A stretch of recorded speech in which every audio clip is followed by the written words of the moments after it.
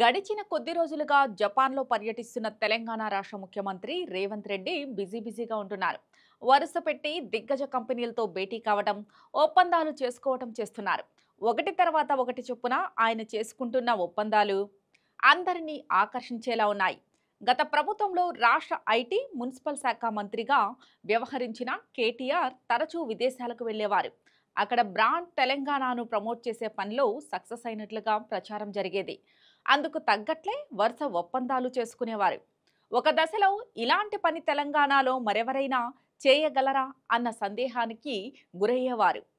అయితే ఆ విషయంలో ఎలాంటి లోటు అక్కర్లేదన్న విషయాన్ని దావోస్ పర్యటన సందర్భంగా సీఎం రేవంత్ రెడ్డి స్పష్టమైన సంకేతాల్ని ఇవ్వటం తెలిసిందే. రెండు తెలుగు రాష్ట్రాల ముఖ్యమంత్రులు దావోస్ వెళ్ళినప్పటికీ తెలంగాణ సీఎం రేవంత్ రెడ్డి ప్రదర్శించిన దూకుడు, చేసుకున్న ఒప్పందాలు రేవంత్ ఇమేజ్ని పెంచేలా చేశాయి.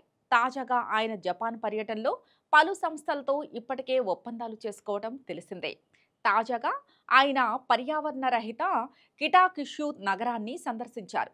తన టీంతో కలిసి ఆ నగరాన్ని సందర్శించిన రేవంత్ అక్కడి ప్రముఖ సంస్థలతో ఒప్పందాలు కుదుర్చుకున్నారు. పర్యావరణ అనుకూల సాంకేతికతలు, పరిశుభ్రమైన నగర నమూనాలు, నదుల పునర్జీవ విధానాలపై చర్చలు జరిపారు. అనంతరం హైదరాబాద్లో ఎకోటౌన్ ఏర్పాటుకు సంబంధించి EX research institute, P9 LLC, Nippon steel engineering, new chemical trading, Amita holdings సంస్థలతో తెలంగాణ ప్రభుత్వం ఒప్పందాలు కుదుర్చుకుంది. ఒకప్పుడు అత్యంత కాలుష్య నగరాల్లో ఒకటిగా పేరున్న కిటాకిషు ఇప్పుడు అందుకు భిన్నంగా పరిశుభ్రమైన నదీ తీరంగా మారిన వైనాన్ని ప్రత్యక్షంగా పరిశీలించడమే కాదు, హైదరాబాద్ మహానగరాన్ని కిటాకిషు మాదిరి శుభ్రమైన, సుస్థిరమైన నగరంగా తీర్చిదిద్దే దిశగా ఈ ఒప్పందాలు సాగాయి. ప్రపంచంలో పరిశుభ్రమైన నగరాల్లో ఒకటిగా కిటాకిషు ఎలా మారిందన్న వివరాన్ని సీఎం రేవంత్కు ఆ నగర మేయర్ టేకుచి వివరించారు. తన అనుభవాలు, పర్యావరణ పరిరక్షణకు చేపట్టిన ఆవిష్కరణలు, టెక్నాలజీని తెలంగాణతో పంచుకోవడానికి ఆసక్తిని ప్రదర్శించారు.